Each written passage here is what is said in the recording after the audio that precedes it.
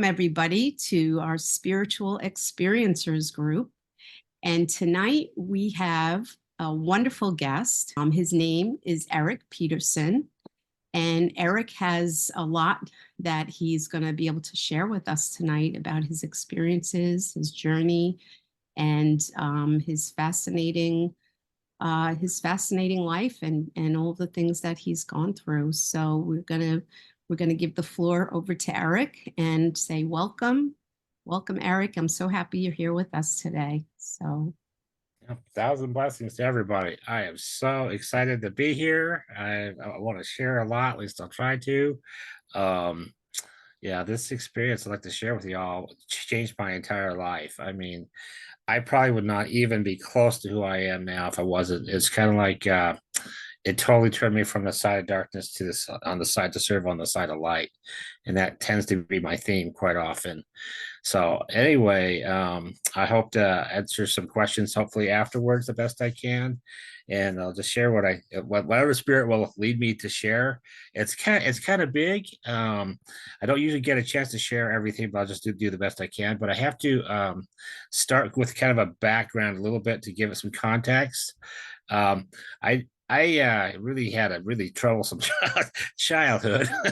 I would say it was pretty abusive. Not so, I mean, there was a little bit of abuse in the family and stuff, but there's a lot of like I would consider like neglect. And there was some issues with I don't want to be negative or anything, but this actually ultimately led me to lots of things in my path where I was almost murdered in a Mormon church, catching people doing other bad things in the church to like my little brother. I caught that, and I just say as growing up, I was a very violent person. I was taught to street fight when I was early. I mean, when I was very young, my first knife fight, I was 11 years old. So I had a background in violence pretty much, and even though I wasn't really particularly aggressive towards people per se, but I later became involved with the occult because I felt very powerless. I couldn't do anything, and it just the dark side was really appealing, and I just happened to be good at it, and I let some things into my life. And actually, I think this is why this experience I'm going to share with you, I refer to it as my white experience because I've had so many dark experiences in my life. Okay.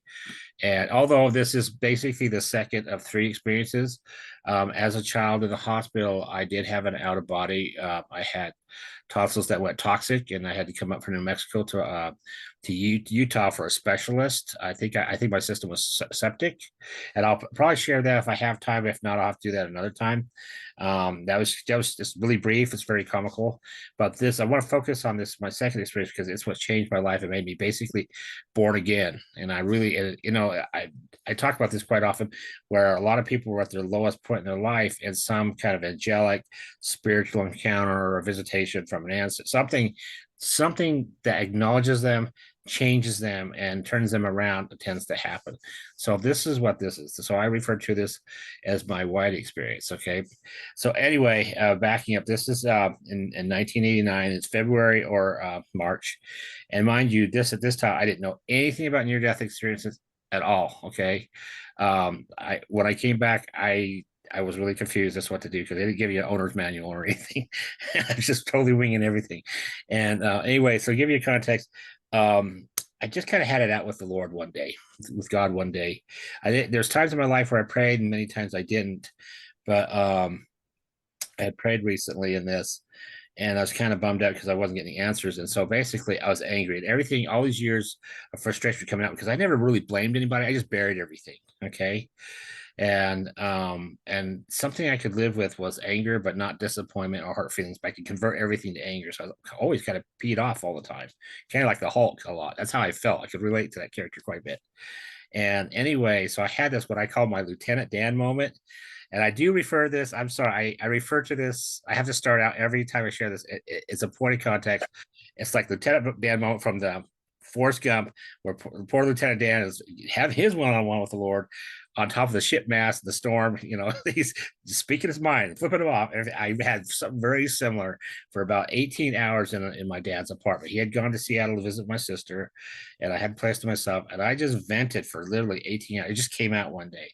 And I mean, it was probably healing ultimately in the end because I just decompressed and I said my mind, spoke it. And I mean, just I had a lot, obviously a lot of energy, but after that, I was really, really fatigued, really tired emotionally, physically. Can you imagine going back to the hallways and yes, yelling at God the whole day and into the night kind of a thing? That's what happened, man. I was not a happy camper.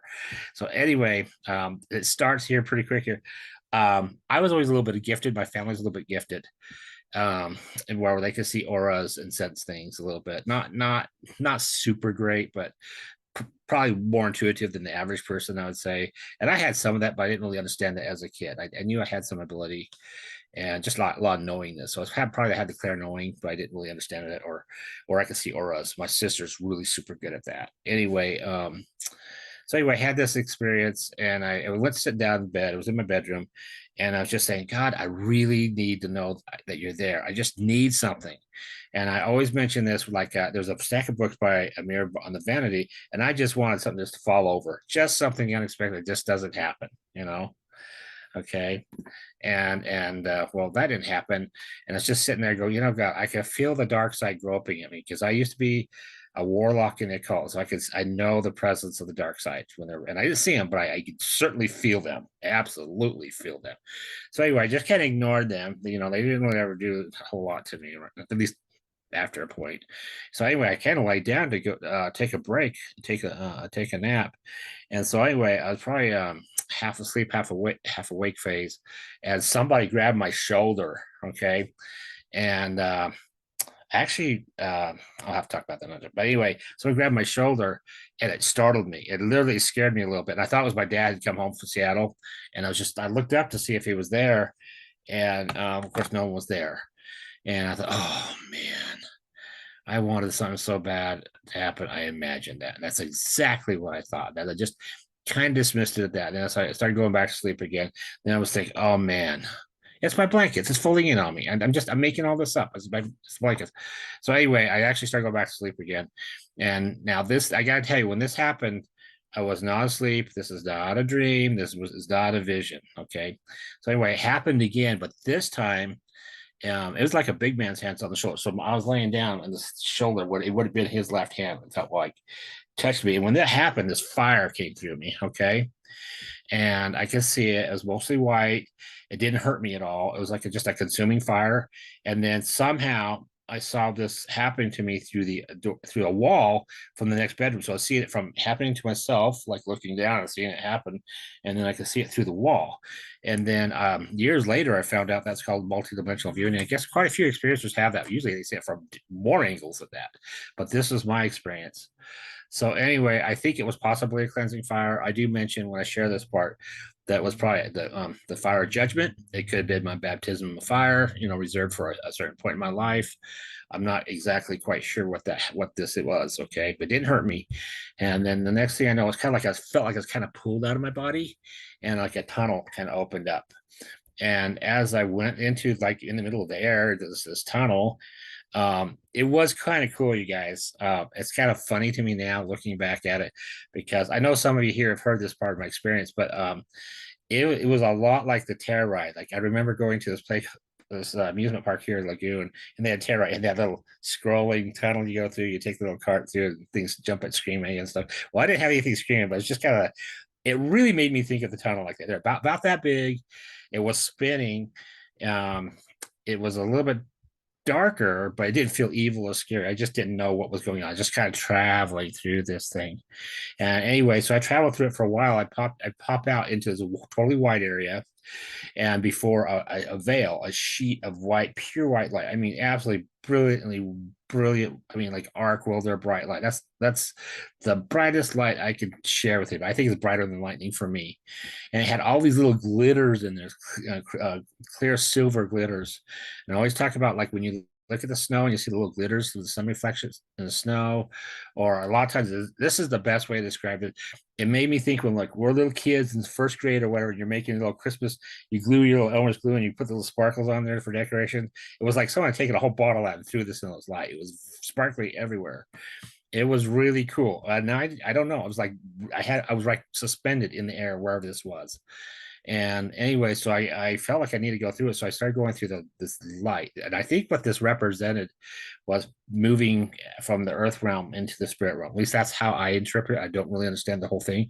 But as I crossed through this, my head, for whatever reason, my skull and my eyes were less than go. It was so quick and instantaneous. If it was my physical body, it would have been incinerated by light because it was a searingly bright. You knew if your body was there, it'd be incinerated by this light. And I do describe this as a part in Terminator 2. I believe it's Linda Hamilton's hanging onto a fence when a nuke goes off. Anybody remember that? I think I got the right movie on that. And it kind of dissolves her. It was kind of like that. And it is better than that, but it was kind of like that. So anyway, I cross over into this awesome place, super bright white light, but you felt the love of God there. Oh my gosh, it was misty. It was being inside of a cloud of since then I've heard other experiences describe the same thing. Okay, and I didn't know what to think. This was all new. I didn't have any expectation or anything, so I crossed beyond this little sheet was basically behind me, and I was in this place, and it was loving. It was like a warm breeze. It was tangible. You felt it. It was healing.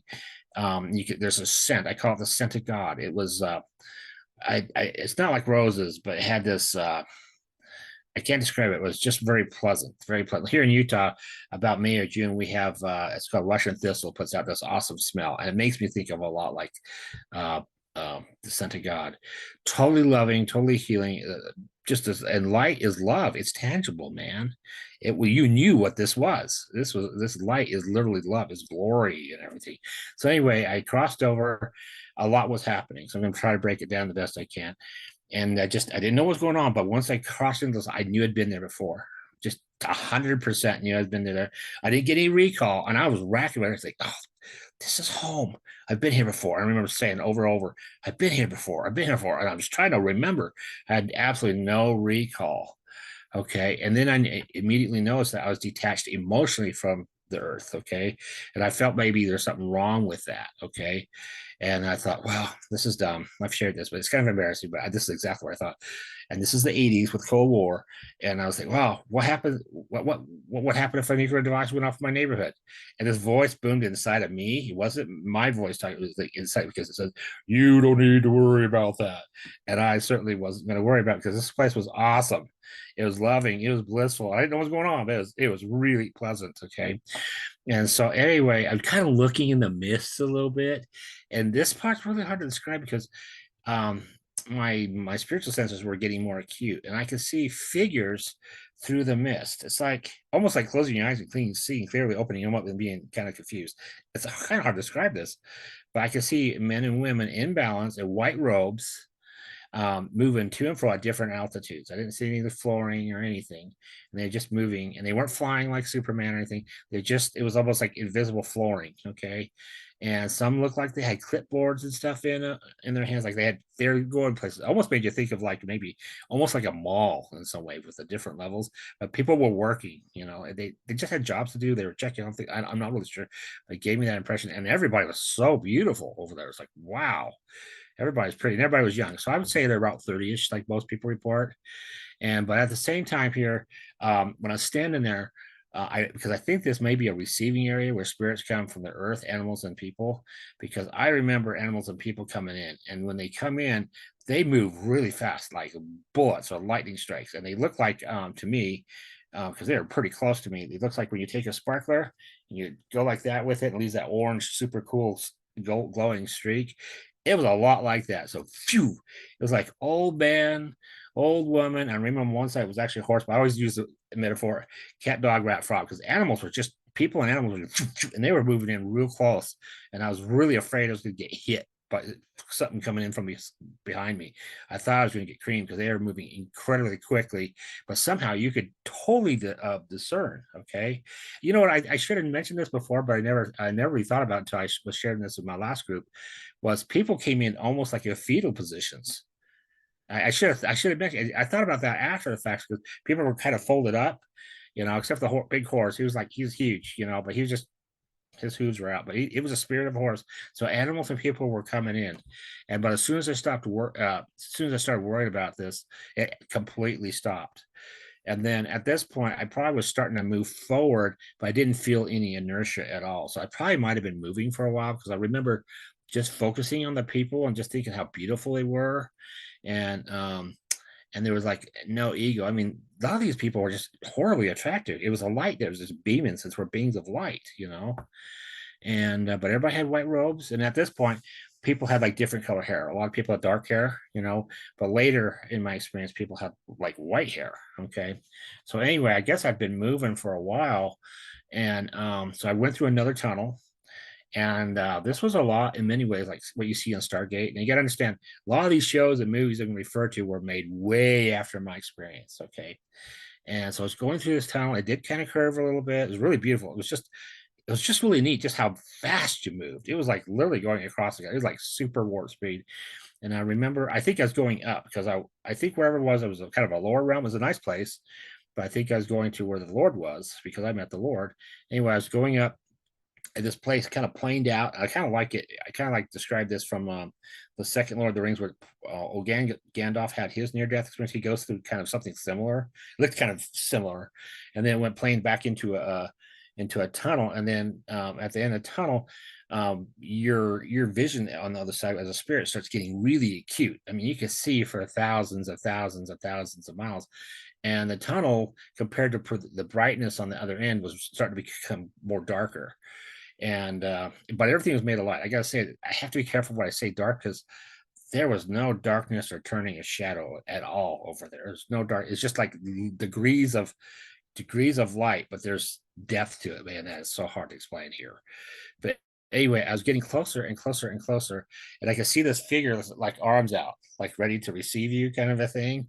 And at the end there, and as I start getting closer, I start remembering who this is. Okay, and to me, this was Jesus, and I was getting super, super excited. Okay, and I just felt like I always describe this. I'm not ashamed to do this. It's as you know, when you're a little child, and let's say you're 3 or 4, and you're coming downstairs and you're seeing Santa Claus put your gifts under the tree as a little kid, catching that moment, how excited you'd be, the squeals of little children like that, the excitement, if they would squeal, Mom, Dad, how they squeal.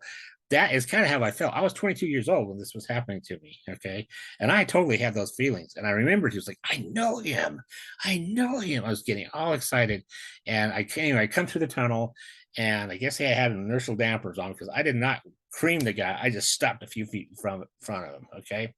Now this part is really, really kind of hard to describe because a lot was happening. I used the analogy of being sprayed by a hose and explaining every drop of water is going to hit you. Okay. Um, really difficult to describe this part. Anyway, I would say I entered into the Shekinah glory, or the eternal burnings, the glory of God, because you knew who was before you, felt it. And anyway, so I was a few feet from Jesus, and you knew exactly who this was. Exactly. You felt his authority, you felt his wisdom, his knowledge. You felt like he was in control of everything, but you felt him loving you and smiling. Even though I couldn't see, it had this thick fire going. I mean, it was just raging, and it was loud. It was like lightning. It was fire. Earthly fire is really filthy and dirty and solid compared to what I was experiencing. Okay. And it was going for it. It was loud. And you're just kind of looking through there. You can see a silhouette back in there, and you feel him looking at you, discerning it and loving. You can totally tell he's smiling at you. You couldn't see him exactly, but you could feel it. Anyway, so I'm kind of peering through the fire, and he just totally grabbed me and pulled me into himself and embraced me. Now, there's another person that wrote a book called Embraced by the Light, Betty Eady, and I've talked to her about this, and I've passed out tons of her books, and I've had that same experience, Embraced by the Light. It was awesome, and you just felt the love of the Lord on you, man. And the funny thing is about this was, as I was being helped by him, I knew I was a spirit. Okay. But and some Christians may disagree with me on this, but this was my experience. I knew completely. I don't know where this knowledge came from. You just had a knowingness that I was totally touching a resurrected physical being. He was not physical, like quite the human, but like beyond that, like way beyond that. And you're just holding the love. You're just loving. He's just like holding it. You felt almost like a mom would hold a freshly born baby type of thing. It was kind of, it was kind of loving, loving like that in many ways. because you felt such a child. You felt like a child, man. So anyway, he's healing me. You know, this is how you feel the love, which is unbelievable, and way more than where I was when I entered into the place. And you're just absorbing it. You're not really sure, but you're enjoying the moment. And so anyway, I was held there for a while, and I just kind of needed that, I think, you know. So he just kind of embraced me for quite a while. Then I kind of, you know, he kind of released it, and I stepped back, and honestly, I was probably only a couple feet from him, but I couldn't really see him still because the fire was going on. But he started turning it down. Okay, he started turning it down, and I have to tell you, I have found all these parts that I'm just going to share with you in the Bible later, way later. Okay, because I got interested in spirituality after my near-death experience. Okay, there's a part in the scriptures that talks about his head being like a sun. I saw that. Actually, I found that more. I found that in art first, and then found scripture. Then he had then, and I'm going to just kind of turn this down. He had a sun. His head was like fire. Okay, then that kind of diminished down. The fire starting to go down around us and everything, but still going, but still kind of going down. And then I could see what was whitish hair at this point, but I thought was reflection from the lightning fire. I didn't know anything about people having white hair at that time, which is off later. It's also in the scriptures. His hair is white as snow. Okay, kind of thing. I didn't know anything about that at the time. And I see his eyes of fire. He turned down. And let me tell you guys, that was pretty intimidating in some ways. If it wasn't for the fact that he was smiling at you and you felt his love, but it was like discernment. Boy, I tell you, that really is like a godly thing to see that. Okay. And he toned it down. Eventually everything went down and his hair was white at first. And then it kind of flooded into like, I was like, oh, what's going on? And it kind of flooded into like a reddish brown. And anyway, he was actually a pretty big guy. He was a lot bigger. Now, I'm not sure. I do know certain spirits at different levels of there kind of hover higher. I think it's their ascension levels or whatever. I didn't actually pay attention to his feet at that particular time. Okay.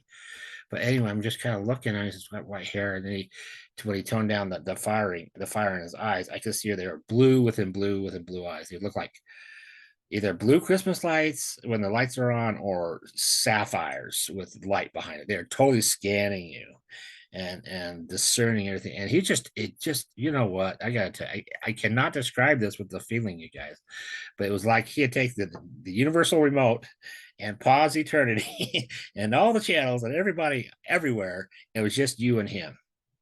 It was awesome. It was like he was having joy to be with you, you know. And that was the funny thing, because it's like I'm a pretty messed up person, and I was not exactly a very good person per se when this was happening to me, you know. So anyway, I just kind of enjoyed his presence. So anyway, we would move to locations. Okay, so we went from this location to another room. I'm starting to figure out, I think, what these rooms represent, maybe, but I'm not going to say anything yet because I'm still going to research this a little bit. So we went to one other location, and I was communicating to him, and I gotta tell you, so I don't remember everything because there's gaps, because there's parts that I'm not allowed to remember, and as time goes on, little pieces start flowing, you know, going, you know, I start remembering little pieces of it after I go start certain trials and I've learned certain things.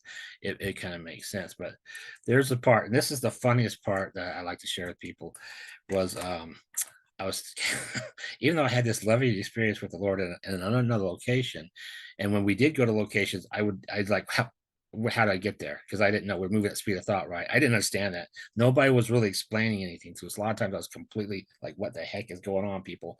It's confusing to me. But anyway, we went to this other location, and so I'm talking to him, and so I'm trying to bring this, how I could describe this the best way I can. Um, anyway, we're talking to it, and I was kind of mad at him in some ways. Some issues were still there. And I said, "Where have you been?" And he says, "I have always been here." And I totally disagreed. Now, I knew I could take my space. I wasn't being disrespectful to God the Son, because you knew who this was, okay? But no, I kind of I don't agree with that. And he goes, "Well, let me show you." And then he would show me what would be considered sins according to some religions, okay? And this, I only had a Mormon background a little bit, and I didn't even care for that. So he's using points of context for me. So he would like, you had unforgiveness in your heart. So I would move away. And the way I describe this, and some of you have heard this, but it's like lines in like in a Walmart parking lot. Now we weren't in a parking lot or anything. We were in this big white area. There's a lot of white space out there. Okay. And I would just move back a few feet, just like you'd have little lines in the parking lot. So if I was in a Walmart parking lot, I'd just move back a parking space line. And then you had anger and moving back to parking space line. And you had revenge and all these. And he just, gosh, he just rattled them off, man. And I was about 250 feet away from it. And you start feeling pretty bad because one, you don't want to be distant from him, for one, because you just want to be with him. And two, you kind of felt bad about what you've been doing with your life. And it's like, you can't believe how much stupid stuff you do with your life. You don't think about it. It's like I like to describe it as like when you clean out your phone and you watch all those YouTube videos, and it's like, oh my gosh, I can't believe I watched so much junk. You know, you're trying to clean out your phone. It's like you don't realize how much stuff you've seen, right? It was kind of like that. And anyway, he brought me back to himself, and then he would say, I know you didn't realize your situation. I know you didn't realize that, but now you do. And he basically poured into me, you are accountable, because he was teaching me stuff and he wanted me to change. And it wasn't like a judgment that way. I've been asked if that was my past life review before.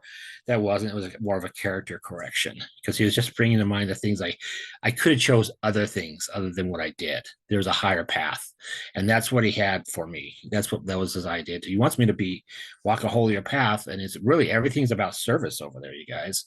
Everybody is servants. So anyway, went to another location, and it's almost like an impression, like you're going up a hill. You're like, all these different places are in higher levels, I think. I don't know, but I think so. And I was in him again. I don't know where we were going. I don't even know why we were doing this, but anyway, I just went where he went. And anyway, so he's standing before me, and I don't know why I did not know certain things at that point, but I did at this point. So we're communicating. I don't remember exactly what we're saying. It was just a lot of feelings of love. And then I looked at his hands. Holy shoot, you guys! I wish I could mind meld this with you. The impact, the emotion that hit me was, I actually saw prints in his hands and in his wrists. And that just, holy moly. And then I looked down at his feet, and he had these big holes in them. And I know everybody has these ideas where he was pierced and everything, his ankles, his front feet. But all I know is I was being shown his hands and his wrists. And you know what, you guys? They were not just nails, they were like railroad spikes. They were big. I mean, they were like really big. And what I saw, and I didn't know anything about the wrist at that time. There are some people that call it the sure side of the nail, and that's where they would have probably crucified it, because it would have torn through the hand. If it's suspended, it would have torn through the hand muscles, but they actually got crucified him in the wrist. At that point in my life, I didn't know anything about that. I didn't ever think about it. I wasn't super religious. Only at moments growing up, I felt churchy at sometimes, and most of the time I didn't really give a rat's ass about it, honestly, quite frankly. But that made an impression, because you saw that he really had suffered there, and those were big, and they were there. I think they're square, because on his hand, where it looked like it was trying to heal, it was like white flesh, like proud flesh, but had the cross where the marks of the spikes had gone, or nails had gone into his skin and left like a cross. It wasn't quite healed yet. It was trying to, not that it would. And then you can see clearly this as well. So I was surprised about that. And I saw the same thing. They were like really big, like railroad spikes. They're literally as big as railroad spikes. Okay. Yeah, this kind of like affects me every time I share this, because I kind of remember how I felt. And then I saw that, but I will say, I didn't see, things that, crown marks in the head. I didn't see the spear in the side, but you knew that the crucifixion had happened. So all this was literally true. It was flabbergasted me, because I really didn't think about Jesus too much in my life. There's moments, but it was just, to me, he was always like someone that was a nice guy. Everybody misunderstood him and was mean to him. Okay. But I gotta say, it really affected me. I went down to my knees. It really upset me. I almost felt like I was gonna cry and everything. Okay. Um, man. That took me back. But anyway, he did show me. Anyway, I went down. He just gave me a moment to be, quiet, and he showed me a flash, just a real fast. He had to do it in movies now, but where I saw a piece of the crucifixion, just like that, it was just really quick, and it was way the heck worse than the Passion. It was shocking. So, I don't try to put other people's religions or what people believe about anything, attack them or anything, but you don't want to take away it's plain and precious to people. But this really happened. It's like shocking. So I was just really quiet. So he let me just have quiet time. And it still affects me. Every time I share this part, it kind of shuts me down for almost everything else because I relive the feeling because you realize there's a lot of pain and suffering and everything that went into this. So anyway, let's see. I don't want to forget anything. Um, anyway, I will say you just really appreciate what he did, and it really did happen. So when I share this with other people, I don't, like I said, I don't take away about the other religions and stuff because I did learn in my experience about this is down the road. I did ask the Lord later about why there's so many different religions, and he just flat out said people are where they're supposed to be. Now, from my experience, Christ was certainly the higher power, but God uses all these things. Maybe they were meant for evil. Maybe the dark side tried to use this to screw up the truth. But all I know is God turns all this around. So if you are that Muslim or whatever, or Baha'i or Buddhist or Aboriginal or whatever, there's something in your path for you that's for your eternal progression, for service for others, maybe just one person, something in that path that you could only learn. But because we're spiritual beings, and we come here on a mission to learn and to love and to serve and to edify, and we're supposed to help each other progress. It's not just about our own progression. It's our it's everybody else's progression because we're supposed to do it together. And that's one thing I want to emphasize big time. What I saw over there, it was like people were really the higher beings, the people that maybe learn more educated, basically spiritually. They were assisting other people, and I'll get to that part here in a minute. What I kind of learned, it's kind of cool. I did write down some notes. I don't want to forget anything because I want to share as much as I can. Because most of the time when I share this, I don't even get halfway through my experience, and I really want to share this with you. Oh, I do want to say something. Okay, I did talk to Catherine about this earlier. Just so you know, you guys, especially from the YouTube, the ET UFO group, just a big shout out. This is kind of funny. Um, when this happened to me, guys, I was a big time. Well, okay, I was a small time ufologist. I liked it big time. Let's put it that way. And when I was over there, I have to let you know, I was looking for these guys, the alien people.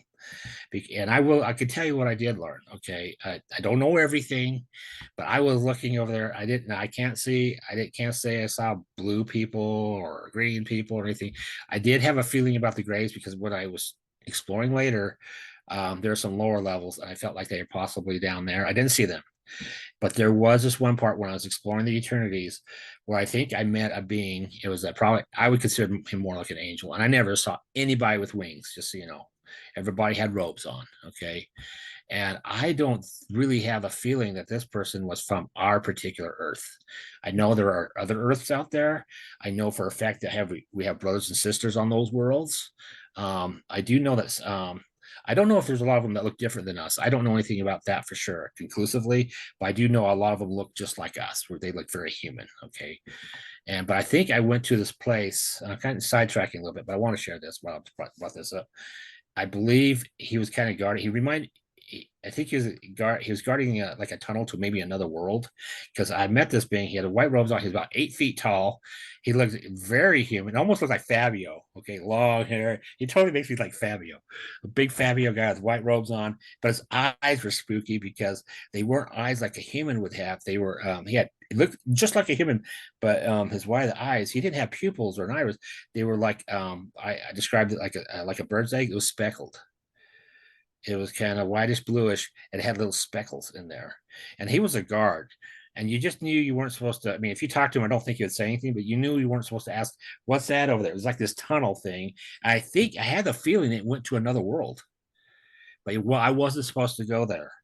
And if I tried, he certainly wouldn't let me go there. I know that for a fact. There's just some things you're not supposed to do or act, ask or something. He wasn't mean to me, but it's very. It makes me think of the British guards with their freaking bear hats on, the bear fur. Yeah, it just totally made me think of that. And I kind of want to share that. I'm getting sidetracked a little bit, but because of the connection to the UFO ET group, and since we do have brothers and sisters on other worlds, you guys, we are we have brothers and sisters in other worlds out there, and they do know about us. I can tell you that much.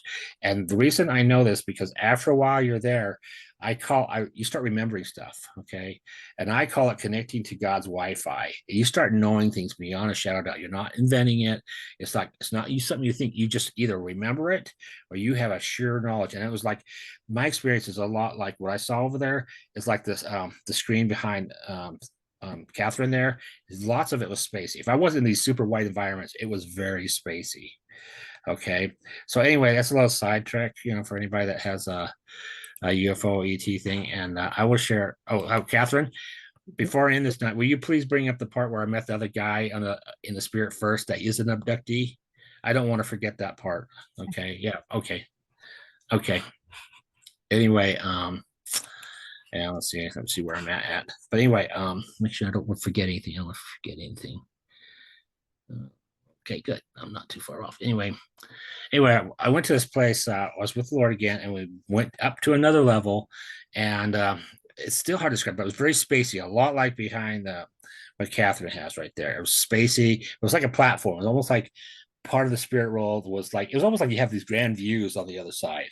Okay, you have your white environments, the spiritual environment, where you have your buildings and your people and everything, but you have these like massive views, and it's just totally open. There's no like glass or domes or anything, and you're looking off into the space. Now I don't know if it's spiritual space or physical space, but anyway, I was with the Lord, and he was right to my left, and we went to this place. It had this building that looked like a Greek Parthenon or something Romanesque or something like that, like a temple.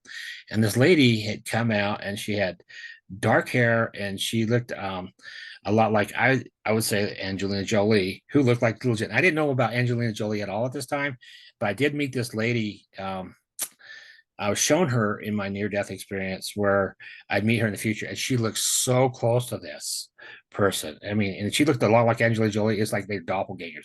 Anyway, this lady had come down these stairs with kind of an air of importance, not like haughtiness or arrogance or anything, but great wisdom and some kind of importance. I have no idea who this person was. She didn't say a word, but she had like this like a Greek priestess dress on. And I gotta tell you, this part's kind of funny because she came down kind of watching, and she had this almost like this. If anybody's seen Lord of the Rings, where the Galadriel and Airborne, I think it is, comes down to meet Gandalf, and a whole bunch of it had this air of light and power and knowledge. It was a lot like this. Anyway, she came down and she just joined us. I don't know who she was, but she was really pretty.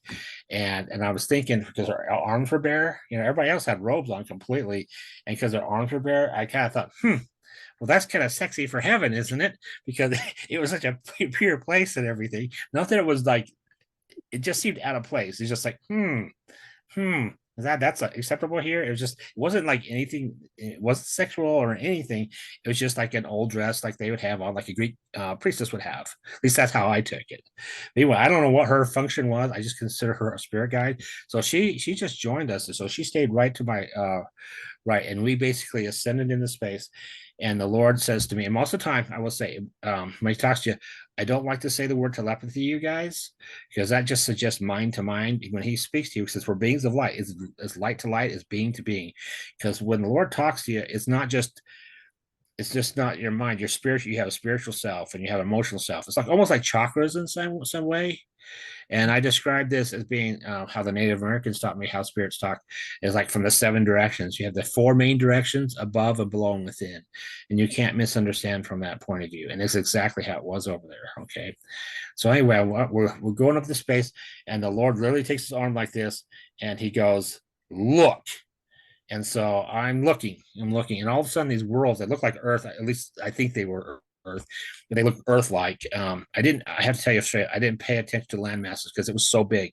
It's like, it was about 9 or 12. I can't remember, because they just kind of filled your whole field of vision. It's like, imagine yourself being in orbit of Earth, like what you see like from the ISS or the space shuttle or anything like that. And then imagine all these other Earths coming up behind it. Now that close, you're not really paying attention to the exact land masses and stuff. I didn't. I think their exact representation habitations of earth, like but different levels. Okay, I believe this was the spiritual levels. So there are a whole bunch of the boom, boom, boom. So I'm looking at these people, I mean, at these worlds, and I'm zooming in. My eyesight is really acute at this point, and I see all these people. I mean, these places were populated. Okay, and I could still see like oceans and stuff and continents. But I could zoom in just like you could with a satellite from orbit, and you could see people in the stadium or on the streets or just walking. But everybody I saw had white robes. But when I was able to actually see through the worlds and see the people on the other sides as well as being able to see the other people on the other worlds, and I gotta tell you, everybody was at varying degrees of light and glory. What I mean by that is intelligence. Modern words would be ascension. Okay, but from my perspective, it was like obedient. It was like a kind of they received glory and light according to basically their obedience and how they applied themselves to spiritual laws and principles. So basically, it was opportunity and decision how you got where you were. So there's a lot of people that had a lot brighter lights than other robes. What I mean, their light projected, and you had just varying degrees. It was almost like, oh, I hate to use a Mormon reference, but the Mormons talk about that how one star varies from another in brightness. It was a lot like that. It was really a good way of describing it. And the thing was, these people, even though they had their own spheres, they had people ministering them from the other spheres that had higher glory, higher intelligence, higher light, and they were assisting. There's a lot of they were assisting them, helping. Basically, the higher, more advanced people were helping the lesser advanced people progress. It was like I can't remember specifics. I just remember them a lot of talking and like almost instructing and listening and kind of showing them the way kind of thing. Everybody was servants. It didn't matter. The lower levels were ministering to the lower levels below them. It was just there was just this everybody was servants. It was insano, because I didn't sense any ego over there. I didn't, if the only ego that got brought there was me, and I'll tell you that later, hopefully, just for only a moment. And then it just flabbergasted me what I was seeing. Okay, but anyway, I'm looking at these worlds. I'm just totally amazed. But I gotta tell you guys, I was a little bit disobedient to the Lord. I couldn't help it because when you're in His presence, He's awesome. And so he said, he told me to look, and I'm looking now. That's really cool, and it was really cool. If he wasn't there, I'd be totally stoked watching it. But since he was there, I kept looking back like at him like that. Yeah, Lord, but that's cool. But dude, you are way the hell cooler. And I kept looking back at him, and he kind of annoyed. This is the only time he really spoke. Okay, usually he used his spirit or his mind, and he says, "Look." It's like it's important. Look. So I look. Okay. So looking back, and I'm seeing all these people, and the world's and all of a sudden the world's turned clear like glass or crystal. Okay, and you can still see through it. That was awesome to see, by the way, seeing all these worlds turn into glass or crystal. That dude, that was, holy moly, that was awesome. Then and you can still see all these people on these worlds. And the thing is, I didn't know that they could see me. So basically, this is how it was like the Lord, they're out there, and I'm with the Lord in orbit in space. So it's the Lord to my left, I'm in the middle, and then this really nice lady was right to my right, and we're just hovering there, and everybody stops on all the worlds all at once, and they pointed to me, and I could see the people through the worlds. They all stopped and they pointed to where I was, and they used my middle name, which is John, and they go, "John, we love you." And it was the way they said, it was more like, "John, we love you," that kind of a thing. And it sent out like a wave, dude. It was a wave. And you didn't see it, but you felt it. And when I describe this to people, the only way context I have is like when the Death Star blows up. When you see that wave come out when the new remix of it, or from Star Trek when Praxis blows up, you have that energy wave. And it came and hit me. And boy, I tell you, that almost made me crack up and cry, because I went down. I went, ooh. I wasn't suspended or anything, but I went kind of down to my knees, and it kind of touched me. So I started getting really tender. And that's probably part of my thing, because I would never cry. That's when I went to counseling. It was one of my things, because I would never cry to satisfy an abuser or to show weakness. And I had my point, and I was so programmed not to cry that if I did, I'd actually start dying. Basically, my body would start shutting down like breakers. That's word for word what I was told when I went to counseling. Your body would start having these things where like breakers were shutting off.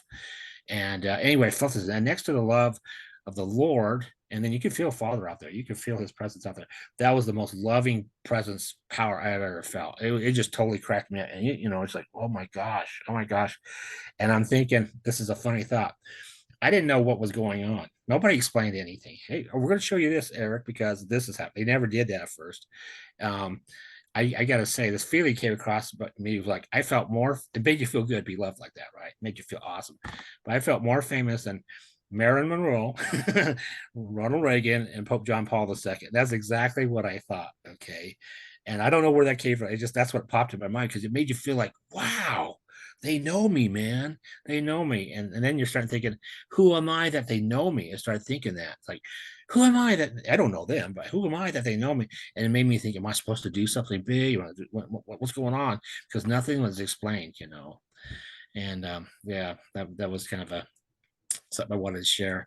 The funny part was the Lord. I'm sorry, you guys. You weren't trying to be disobedient over there, but when you're in His presence, you cannot. You're enamored. It's like it's almost like when your puppy loves you and he just looks up at you the whole time. You're petting him and he just loves you. It's a lot like that. You can't help yourself. And it's just like, dude, yeah, that's cool, man. That's cool. Yeah, you cannot help it. And it's just awesome. He just makes you feel better. He makes you want to be better. And it's just, I mean, you feel better just being in His presence because He's healing you, He's loving you, He knows all things about you. You're accepted anyway.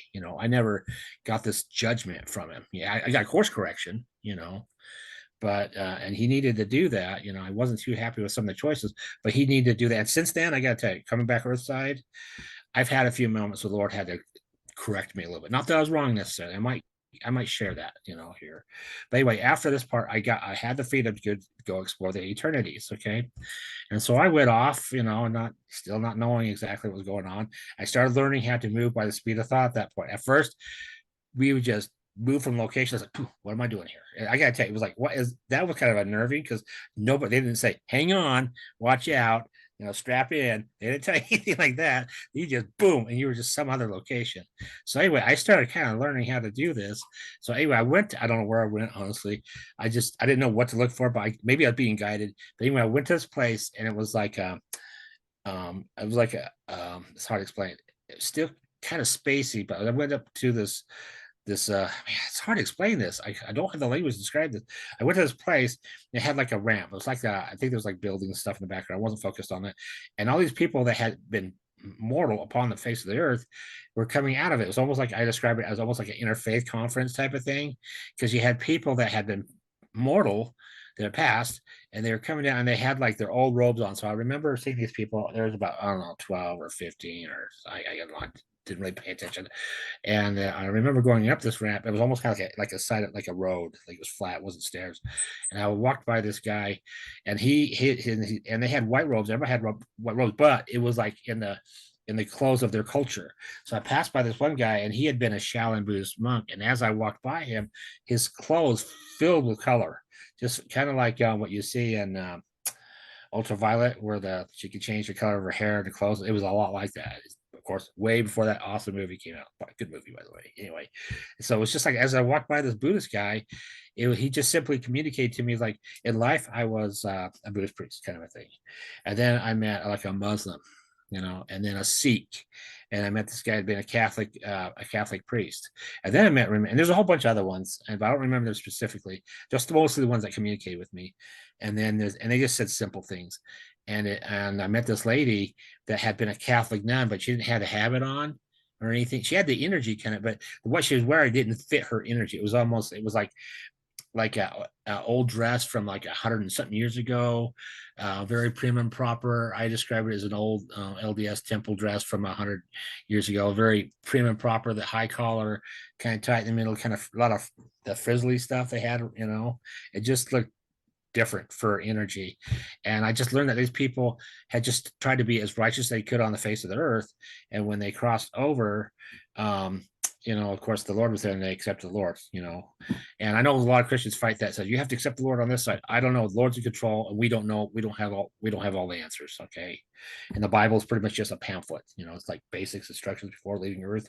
That's what it is, kind of a thing. So I have to tell you straight up, this moment in time, meeting these people from different religions, massively affected my path, massively, because when I came back, it is typical for a near-death experiencer to check out other religions and denominations and stuff, which I did exactly, but it led me into interfaith work, which I do to this day, and it profoundly, because they were totally loving, and you realize they were there because they were Buddha-like or Christ-like in their path. They were very righteous people. They cared for others. They loved for others.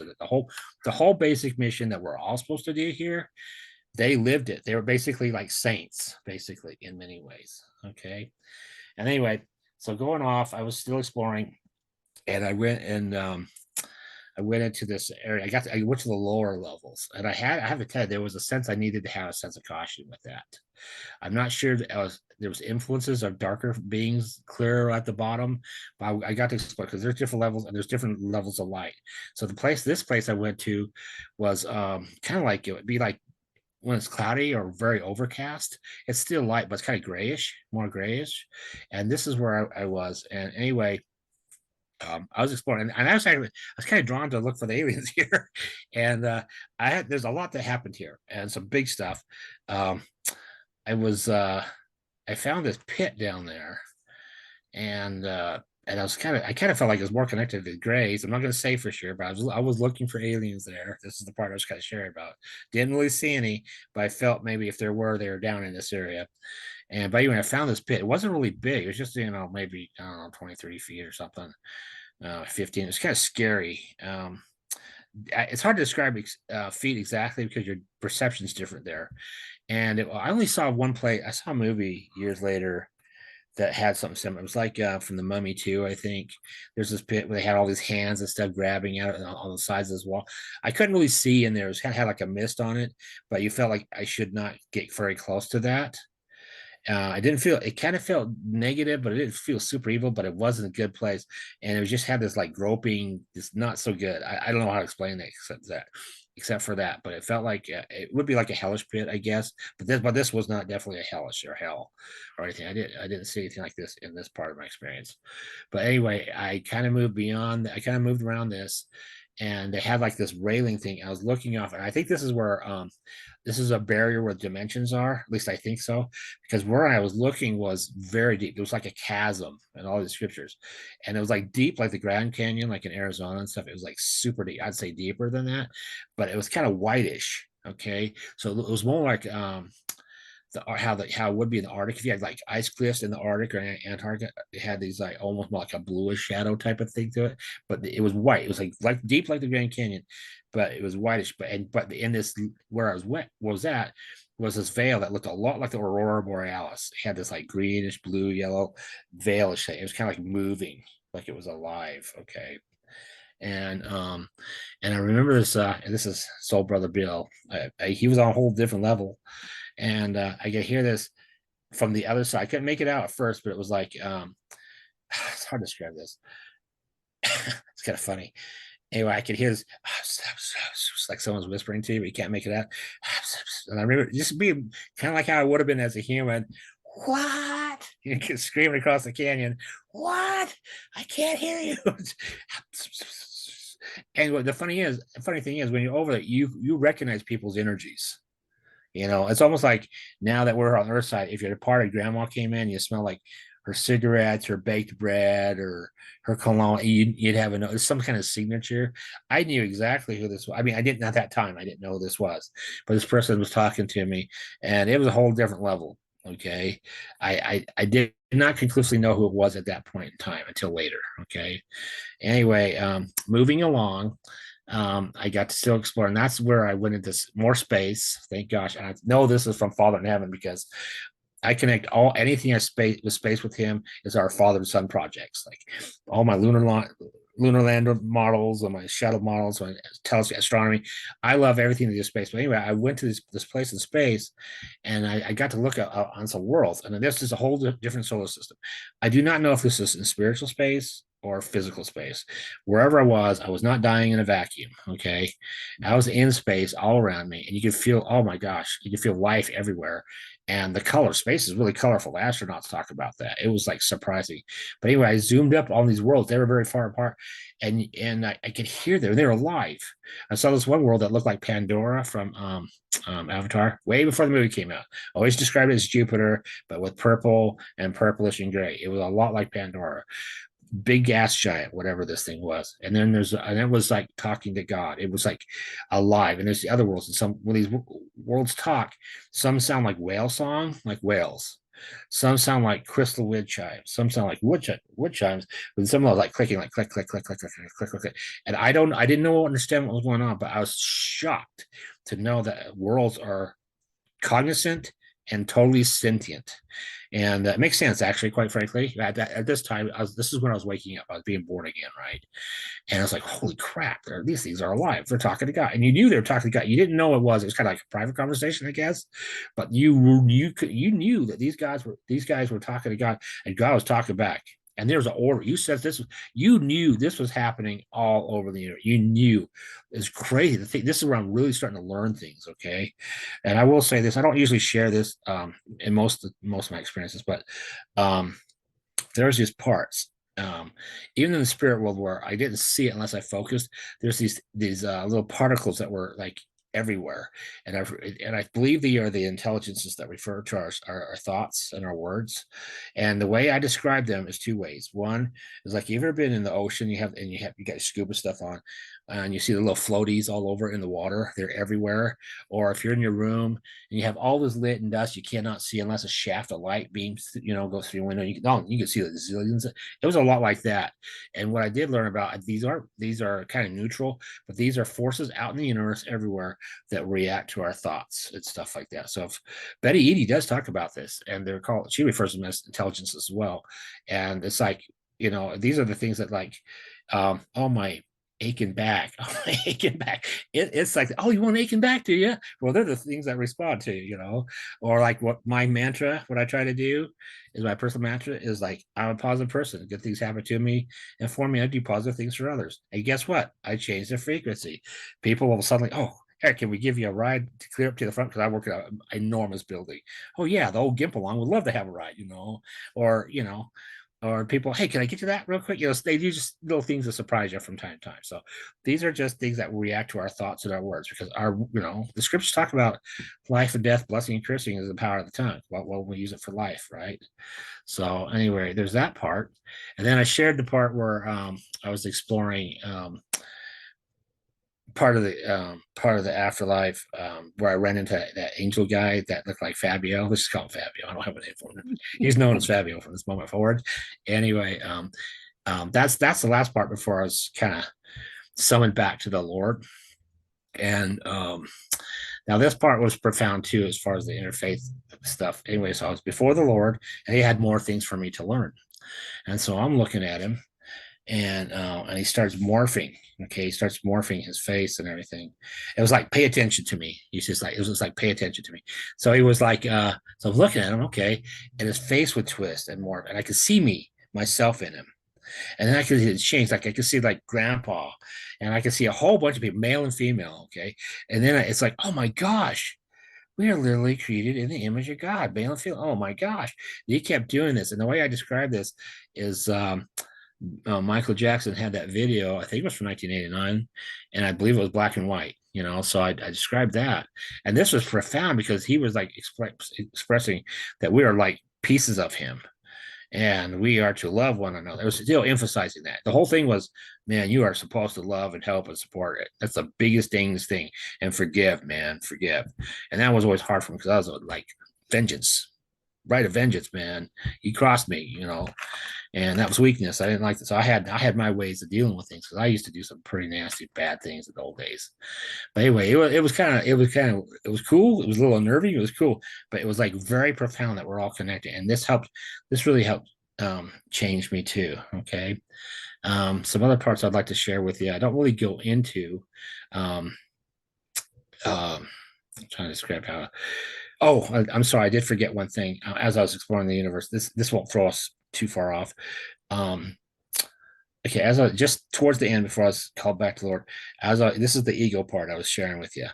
Anyway, I don't know how I got there. I have to tell you straight up, I don't know how I showed up in this thing, but I went to this place where there was a celestial city in the background, and you knew God's throne was there. And I think he has multiple cities where he has different thrones, but wherever I was, his throne was there, and there's this light shaft just shooting off where you knew the throne, like in the middle of the city. In this it was like crystal. The city was crystal, and this light was shooting off. And the way to describe it is like, you ever been to Vegas? You got Luxor, the pyramid there, those thing going off like it's a lot like that. Okay, and it was going way high. And anyway, there's this pathway, and it probably was the rivers of life because it talks about flowing from the throne of God. I honestly, I have to tell you straight, I did not pay attention to that because where I was, there's lots of like benches, like when you go to a sports game, like just like high school benches or whatever. And but like when you go to a cathedral or Catholic church where the monks and nuns are doing vespers, how they're doing the singing and their chants and stuff.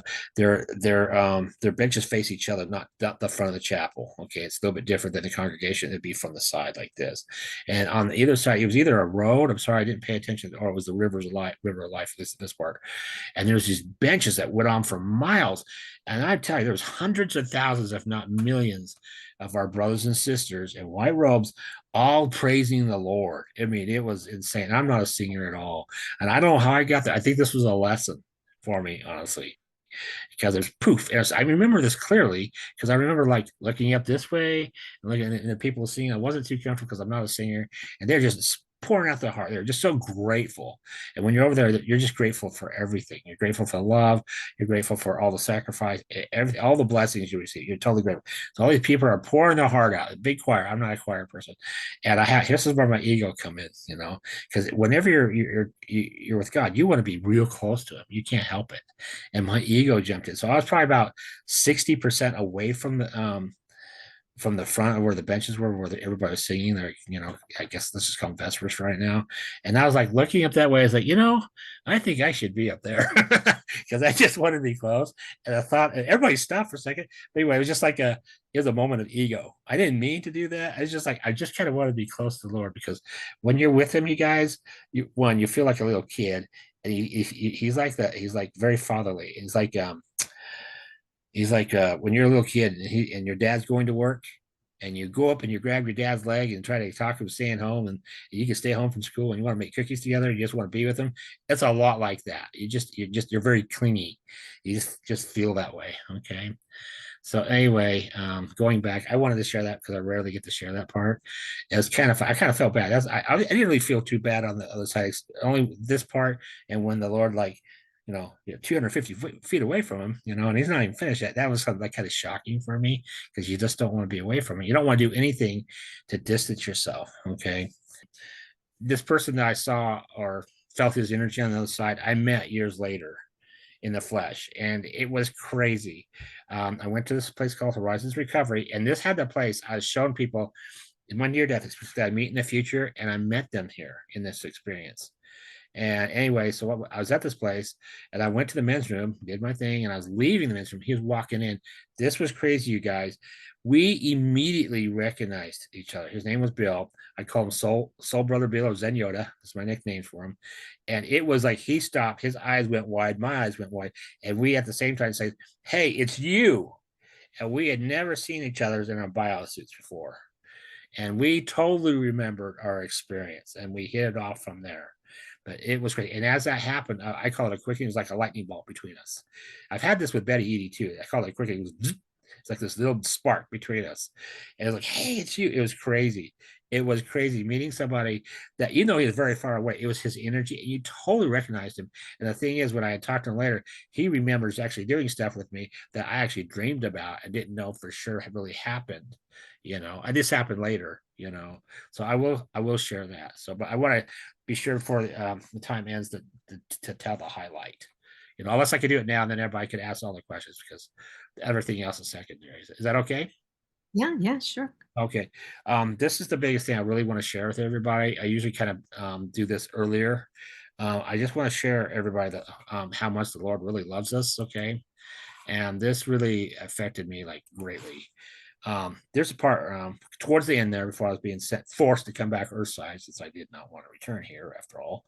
I was with the Lord, and I know you're joyful to be with him and you're thankful and everything. But there's a part where I was kind of like looking down, and I was kind of like kind of ashamed a little bit. And he goes, "Well, what's the matter?" Kind of a thing. And he, of course, he knew. And I says, "I feel bad because I can't love you like you love me."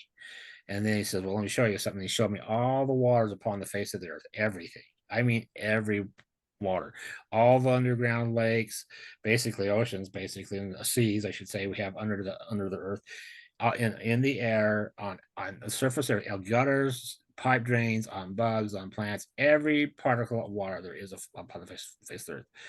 And I'm telling you, and that represents his love. Okay. And then he showed me this cloud over a raging sea form, and this and a little raindrop.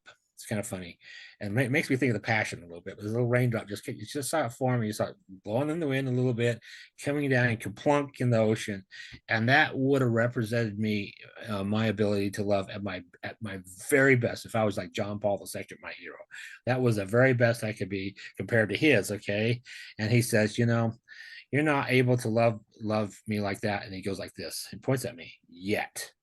And I'm telling, holy cow, I really, whoa, because I'm a finite being and you're the grand infinite being. And I tell you, I felt like an amoeba. I felt so small. I felt almost like a germ compared to him. He is so glorified, so advanced. I mean, you trust him in anything he says, and everything. He knows way better, but it shocked me. It shocked me. But I just want to share with people that's how much he loves us. And that made, and that totally backed up the part where I saw him with the crucifixion and what he showed me. And I got to say, when I was forced to come back Earthside, the crucifix and all that became a very important symbol for me. I know there's some religion says, "Oh, we don't worship a dying Christ" and everything else, but I see it differently. I used to have had a Mormon background, and I used to have a CTR ring that represents choose the right. I just call it corrupt the righteous and choose the rich. But I traded that in for a crucifix because I behaved better. It was just a reminder. I have some in here and stuff, and I have a risen Christ crucifix too. But it was phenomenal to know how much he loves you. I mean, you knew, but when he showed me all that, it was crazy. It's interesting. No, there's a Catholic saint called Sister Faustina that talks about the ocean of mercy. Just for anybody that might be familiar with that, I think that's interesting. But go ahead. I'm open. I'm ready for any questions. Throw them at me, people. Go ahead. Thank you so much, Eric. Wow. Wow. What an incredible journey that you have been on. And I know you have so much more that you could share. And I want to let you know that, you can come back another time and share, Okay. other experiences and things that you maybe didn't get a chance to share tonight. But just fascinating. And yeah, there was actually a movie out about the sister that you spoke about. I don't know if you're familiar with that. The what is her name again? I'm bad with Sister names. Faustina is the divine mercy that you're Yes. referring to. There was a movie made about her and her life and her journey. It came out a couple years ago, and I went to see it, and it was good. It was a really great movie, and I had never heard of her before, so it was nice that they produced that movie, so people can understand where that prayer came from, and that painting was really amazing. All right. So what I want to do is I want to ask if anybody has any questions for Eric. Just raise your hand. You can use the reactions button on the bottom, and then I'm going to bring you into the spotlighted area. Questions, comments, anything, any feedback. Hey, Anthony. Hello. First, Eric, yeah, thank you for sharing. All of that was really incredible and wonderful to listen to. My question is, I'm curious if when you met Bill, physically, was it 100% immediate recognition, full throttle, or was there an element of one or both of you having some doubt or needing to validate and make sure it's real? I'm curious about how you kind of process running into that person in your living, waking life. Oh, it was shocking. I gotta say, it was so unexpected. 100%, man. You totally recognize this person. It was crazy because it's almost comical because our expressions. I mean, I was totally shocked to see him. You just knew him immediately, and it was like at the same time it was immediate. It was like, hey, it's you, immediately. It wasn't even 2 seconds, and then we blah, blah, blah, blah, we started talking right off from there. It was crazy, and then you felt that little spark. It was almost like a little lightning bolt between us, and yeah, that was crazy. And then we started really talking after that a lot. So he was very wise. He's almost like Clint Eastwood. He didn't have a lot to say sometimes, but boy, when he did, you better listen. And yeah, he was that was a shock. And it was also cool because I met these other people I was showing him my experience I'd meet in the future, and that was awesome too. And a little bit that's a funny one to explain too. And I saw my future daughter and all kinds of neat in Gulf Wars and all kinds of neat things, but it was absolutely, absolutely immediate. And you knew with a surety, without any doubt. And then we talk later, and there's thoughts I had and dreams I have about doing certain things, and he would totally describe exactly what I mean, exact. He says, yeah, I was there. I watched you create these things and do these things on the other side. And these were things that came back later. And I once again, I got to promote this book called The Celestine Prophecy, because I was reading that book because of this group. We talked about this. They asked me to read it, and it's about, if you're these groups would be totally fit. It talks about all the coincidences and synchronicities and people you're supposed to talk, all these things that we believe in. It's in this book. It started opening things up, but he would like share things I was like, no one else knew. I never even talked about that with my then wife or anything. He was just totally talking about. So it was absolutely immediate and amazing, totally amazing, man. So it was great. And my first group, which would be a lot like these, like IONs and these spiritual encounter groups and stuff like that, it was very much like that. But it was like it was together, and I used to call us a circle of light. It was like we had known each other for thousands upon thousands of years. It was insane. Awesome. Thank you. Thank you. Yeah, you're welcome. Thank you, Anthony. All right. So anybody else have any questions? I know you had, oh, there we go, Jack. Hold on, Jack, I'm going to bring you in. Here we go. Oh, you're muted. Hi, Eric. Thanks a lot for, You're welcome. again, I saw this in Boston last week. So we went over some of the same things, but I was wondering, in the beginning, you were talking about you were angry that was God here, why he was not here. Was he trying to tell you that it was because of the energy level you were living in? Well, it was because I distanced myself. There's a way we become closer to him, and that's through being loving and forgiving and stuff like that. He's always there. He made that clear. I was always here, and that's where I basically disagreed with him. No, you weren't, kind of a thing. And he said, "No, you're the one that I took myself away from him, because Right. I put my selfish stuff, my anger, my revenge, my other selfishness, my other sinful natures, because I just thought about me, me, me, me, me, or I'll get that person back, or how dare them do this to my family, or whatever. Those thinkings take us on a road more on darkness, right? And he's the light, he's the life, right? So it was very clear I had removed myself from him. And that's why he says, well, I know you didn't realize this, but now you do, and you are accountable, because he gave me ownership. I didn't get punished, but he gave me ownership to change my life. He's the master counselor, and he wants you to be like him. He wants us to serve and forgive and stuff. He wants us to be our very best. In fact, he has way more confidence in us than we have in ourselves, by far. When we say, oh, we can't do it, he'd be like, yeah, you can. You just got to find it in yourself. Come, you can do it. Stay close to me. And any sense of forgiveness there? Oh yeah, absolutely. I didn't get to I wasn't like super judged or anything like that, except for where I had that course correction. It was like, well, you know better now. It's kind of like, well, you made some bad choices, but now you know better. It was like a new slate. And it would have been nice if they had told me, like, when they forced me to come back, when I did not want to. I argued not to come back here, forced me to come back. I had the dumbest thought. I thought the worst was over, but it wasn't. I should listen to one thing, because I didn't get a chance to share this, but he'd say it. I was misunderstood almost by all. And I did share this in last week's group, but the only other people experienced me, basically people like in this group, the people that understand me are other near-death experiencers, people I met in the future, and super enlightened people. And so basically three classifications. And a lot of us here fall totally in that group, you know. Thank you much, Eric. Oh, you're very welcome anytime, brother. Thank you. Okay. Hi, David. Hey, Eric, thank you so much for your testimony. I missed the middle part. My only but very good client called me, and so I had to answer. Quick question for you. A lot of people talk about the love, and this is something I've asked of the interviewees that I've talked with. In your opinion, can that love that you experienced up there be described in human words? Can it be conveyed? Dude, the only way I could describe this is through service and forgiveness. I mean, it's way beyond that. We simply don't have the language.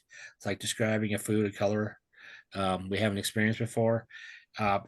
It's not really in a language, it's about what we have in us, because we're already light beings of light. It's just basically pulling that out and lighting people up. We're each other's flashlights, you know. We just need to spread our light on other people, you know. Light, because light is life, light is truth, light is love, right? And definitely one of the biggest things over there, light was love and life over there. It was huge. And we basically do that through service, forgiveness, which isn't always easy. I have repeat offenders that piss me off, and I struggle with that sometimes. You know, I can forgive them the first 20,000 times, but man, that 20,000 one time, man, I'm struggling with that one. You know, and you just have these dumb little things. Plus, depends how tired you are and how grumpy you are, and a lot of human factors kind of go into it. But the answer to your question is, I would describe that by your character, because I had a character correction, right? It's like be Christ, like, forgive others, feed the hungry, service, forgiveness. I mean, it's the basic mission for don't care what religion you are, edify others, take time to listen to them, because people just need listeners. I have the bartender syndrome where everybody dumps on me. Everybody talks to me about all their problems and everything like that, and or you do things for other people all the time out of kindness, because you like to do things and you like to bring a moment, even if it's just a moment of joy, and they never reciprocate. But when you do something, you don't do things out of expectation, because you kind of know, but it's not required either. I mean, Christ is a great example. Buddha is a good example, for instance, because it was service, patience, willing to listen. Don't have to, a lot of times I don't agree with a lot of what people say, but because they're trying to serve, and it's a path where they're growing on and they're becoming more aware on, and you may have more answers, you might have knowledge and stuff that they don't have, but because they're on that, you simply don't take that away from them. And one thing I will add, is on the other side, the path of the seeker is super.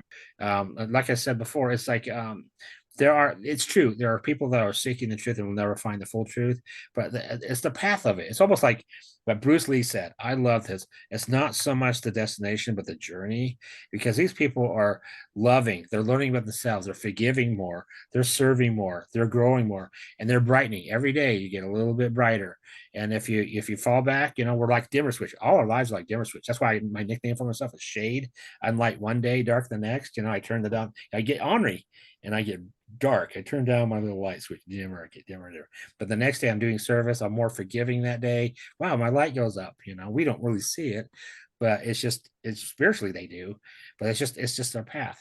Just forgiveness, man, and letting go, and just trying to love. And I gotta tell you, it's a lot easier talking about this than actually carrying through with it, because we all have our duality, and I'm one of those guys. It's like, man, I could love someone but be pissed at all the same time, kind of a thing. That's family, kind of a thing for you. But that's the only way I can answer it. It's just that the path of the seeker, and that is a good example of loving. And then what Bruce Lee said, it's not the destination but the journey, because that's your character development.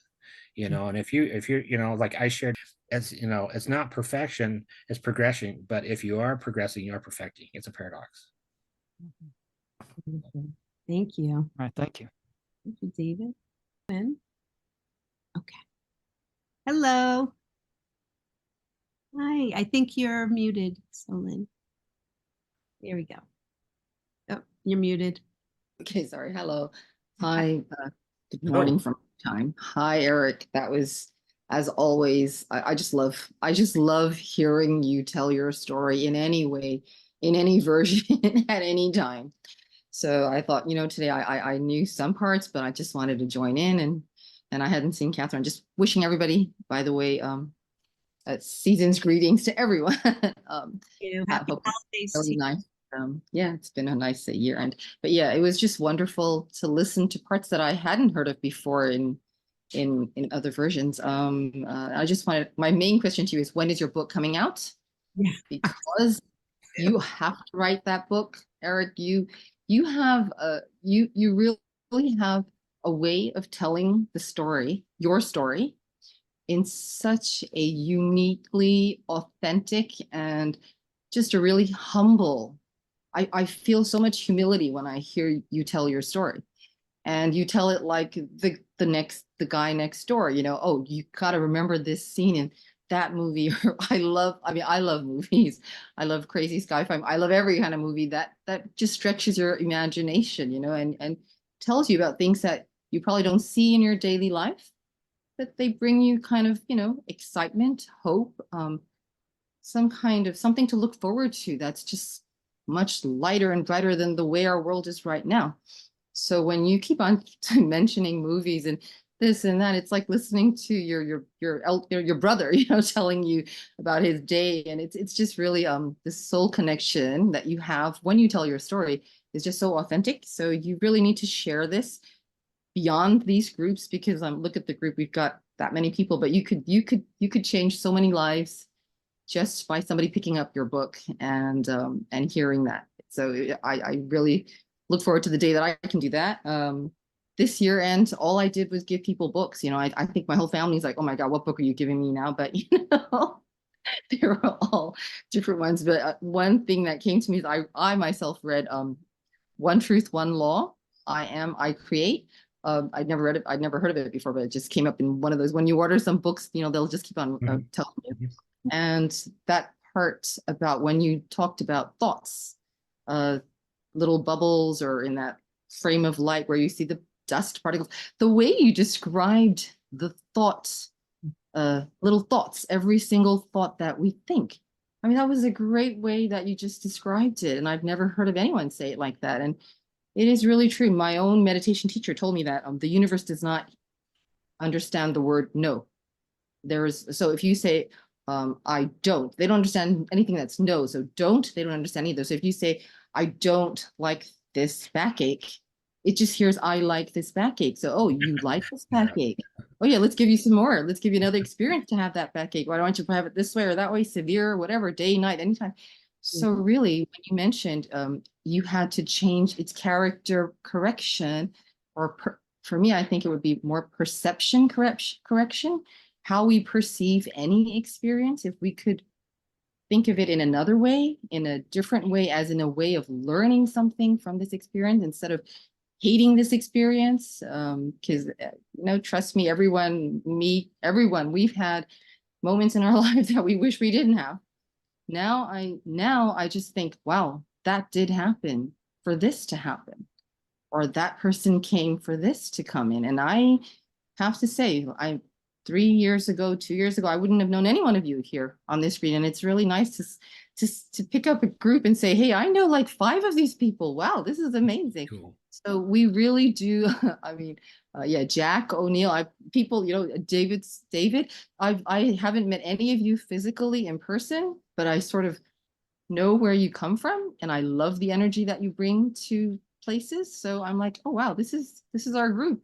So we should all applaud ourselves to that we are attracting the best that this world has to offer, I would think, because this is where you come for hope, and this is where you come for light, and it's no judgment, no categorizing, you're from here, you're from there, you're a UFO, you're a non-UFO. I don't really have any of that. Everything to me is joy, love, and sharing and caring. And I think that's what the message I wanted to share with all of you this time of year and always. Thank you, Eric, for everything. write that book. I Write plan that. on, I plan on it. I don't know when. I've been. Everybody says that. I don't know. I have such a busy job and busy. I'll get to it. I'm trying to. I certainly have prayed and fasted quite a bit about it for direction and the timing. I usually one thing I've had to learn is not when I'm ready, when the time is right. You know, unfortunately, sometimes it's like, well, I don't want to do it now. It's so late, but you know that kind of a thing. And you're talking earlier about those intelligences. It made me think of a scripture, and comes from the Old Testament, and it talks about David had to encourage himself because, like I said before, life and death, blessing and cursing is in the power of the tongue. So there's a scripture that talks about let the weak man say he's strong, the sick man say he's well, and it works on the same exact principles as bringing that in. Like when I used to have cancer and diabetes, I rebuked it, and I would like pray over my water. I would pray like, "You are living waters. You're restoring. You are healing waters." And plus, I was doing everything. I eat a lot of horrible food like broccoli and cauliflower and yucky food like that. In putting cancer fighting foods and stuff. I was doing my other things, but I was changing the image. I was imagining light healing me, and because thoughts are things, especially on the other side, it manifests. But you were excellent. That was excellent to bring that in. You're right. You're on the path, man. Oh yeah, I appreciate your words. Thank you so much. Thank you. Thank you. Thank you so much. Okay. Yeah, I love that too about the thought forms and how you describe them. So, Eric, I want to give you the opportunity to share about your friend, because I know you had mentioned it earlier. Did you want to speak about that now, or? Yeah, a little bit. That's pretty much it. When I read into him, it's crazy. He is part of our circle of light. And I have to back up a little bit because in my experience, kind of towards the end, one part of the share was I was taken to a room. It was kind of darker. It was almost like a movie theater, but they had a table where you could look into it. It almost makes me think of like maybe how the Greek gods would look into a pool of water and see what's happening on the earth. It was kind of raised up. And what happened was kind of funny was I was showing certain things. I was showing people I meet in the future. And what happened was I was looking into this room from above. And so years later, after being forced to come back, let me emphasize that because I really hated to come back here. I went in. What it was is my mom had gone to this Horizons recovery, and I didn't want to go. I was still dealing with some emotional stuff because I was a rager. I mean, I can't live with disappointment or certain things, but I could sure be pissed off. Now, I didn't mean I was mean to people or acted out badly, but I had a relapse one time where I was attacked in the home, and I saw a field of red, and I felt like a werewolf. Basically, I don't remember what happened when I was in that state. And what happened was when I came out of it, I had two people in the arm, their heads in my, headlocks, kind of a thing. And I thought, oh man, I better do something about this. But anyway, my mom had turned me on to this place. I went with her, and everybody was like huggy and lovey, and I'm okay with that. Just don't do it with me, kind of thing, because I was very conservative, kind of a thing. And so anyway, they promised me, and I could back up. When I went in there, the place looked familiar. Okay. And what was different was there were some of the people I saw in the future, and I recognized them a little bit. And the room seemed familiar, but what it was the lighting where people were positioned. Okay. And so they had me promise, and I always keep my promise. I only planned on coming back one more time to get my 24-hour coin. Okay. And so I did go back the next day. And there's some other things I should back up, but it's not important to tell you all this. But anyway, I went back, and lo and behold, if the room hadn't been the way I saw it, because what happened when I was showing it from my near-death experience, I was like looking down from the ceiling, seeing people sitting on the couches from above, and the lighting was different. They had like the big bright light on in the room that night before, but the next day it was like soft ambient light, and so the color was different. And plus, I was seeing them this, like this, and everybody was there except in this version, only two people were across. The seating was different. Other than that, it was exactly the same. So I don't know if our timeline changed a little bit, or I don't know. It was unimportant. It's like, oh my gosh, these are the people. So I started coming back, and I observed people for a while. I kind of like, I know these people. I know these people.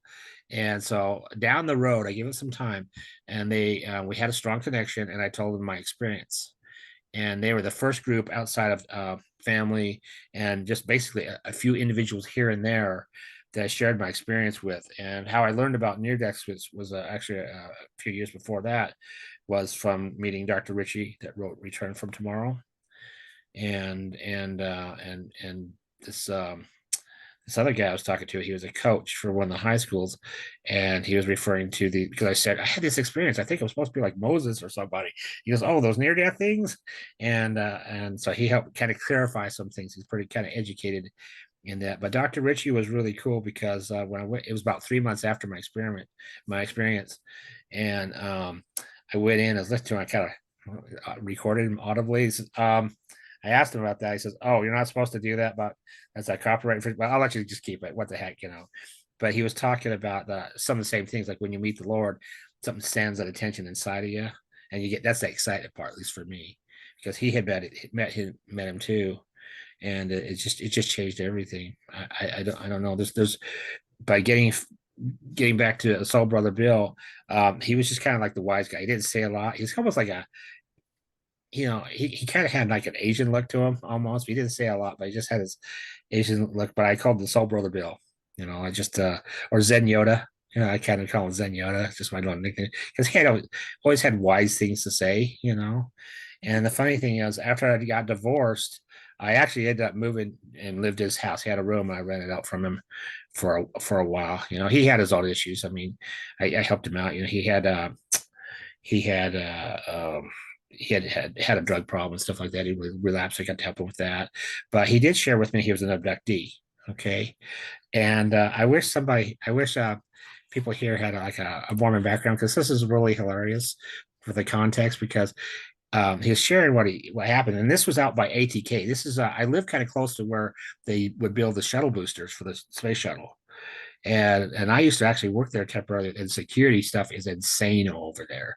And supposedly a lot of UFOs and stuff are seen there. I have never seen anything like that over there ever. But anyway, he claims to have been an abductee. And so he's talking to me about his experience about meeting people that were human looking. He was taken into a ship, and they had like white robes and stuff. And I'm not like robes like in my near-death experience or anything. We just had like white kind of robe. I almost say like stuff of the 70s. The tunic type stuff. I guess that's how I imagine it. And this is kind of funny. If you guys were Mormon, you'd laugh at this, because he was asking the guy, he's like, "Are you Angel Moroni?" And that's a big thing in Mormonism. Okay, in fact, that's what that golden angel is on top of Mormon temples and stuff.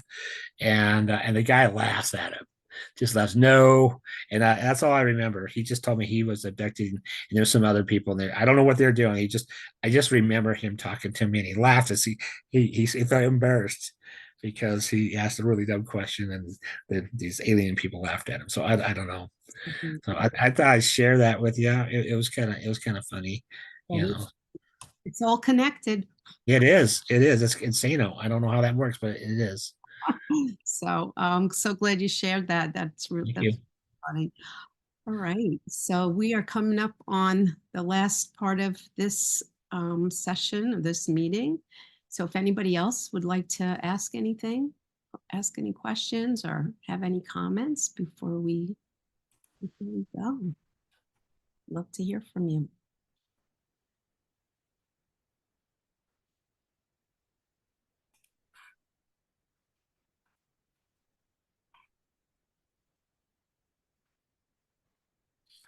Well, we'll share something if no one has something to say. This is at the end there. It's kind of funny. There's a couple more things. I told most of my experience, honestly, but there's a part where it's time to leave. Okay, and I'm not too happy about that, of course. And the Lord is saying, "Well, you have important things for you to do, and I need you to go back." And I got upset. I'm not going back. I was really upset with him. I said, "You're not. I mean, you knew it was God the Son. You weren't you knew we weren't going to get beat up for." Mouthing off to him. I wasn't really mouthing off to him. I was quite upset. And the thing is, when you get upset, he just thinks it's funny, or you smile. The worst thing you do with someone upset is smile at them even more, right? So anyway, it's important for you to go back. And I kind of blew up a little bit, and I took my hand like this. I says, "I'm not going back." And I took my hand like this, and this is from a Mormon perspective. It represents one of the levels. I says, I'm not going back. I don't care if you send me to the lowest level of Celestial Kingdom, which is the lowest level of spiritual levels. I'm finally happy. I'm not going back. And he just thought that was really funny. He just such his just grin. He just went really big, and he just thought that was great. I wasn't happy about that at all, you know. And I start walking away from him. Okay, I'm starting to get back, you know, walk away from him. And he just takes his beard like this. And I didn't have one back then. He takes like beard like this, and I'm walking away. And I've heard other near-death experiences describe how they literally run away so they don't get sent back. The long arm law basically grabs them. Yeah, it was kind of like that, not quite so severe. And he goes, well, and I'm walking away. I'm pretty upset because you don't want to leave him. My gosh. I mean, I was kind of prepared to go because we had some chats about things, you know, about some things coming back. But I didn't want to leave him, number one. And then I didn't want to leave this place either. And I wanted to be done with the earth, honestly. And so he goes, so anyway, about 15 feet away, I'm walking away from him. He's just thinking, this is awesome, man. This guy's crazy.